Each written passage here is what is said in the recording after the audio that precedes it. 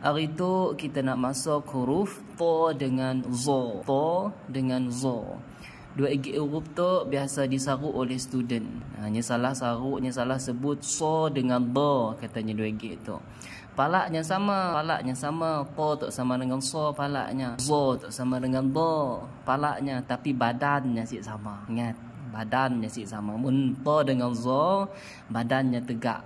Mun so dengan do tu badannya kedak perahu ya. Kedak ya. So bo. Yang tu to zo. To zo. Tebal dua-dua. Okey, kita baca sama-sama. Zo to. Ba to zo.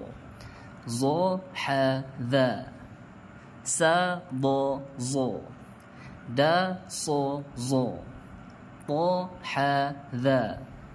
Sha ضو سا رو صو زا خو طو ثا رو ضو زا خو ضو تا ضو زو صو دا شا جا طو ضو شا طو زو أ با تا ثا جا ح خو دا ذا رو زا سا شا صو ضو طو ضو.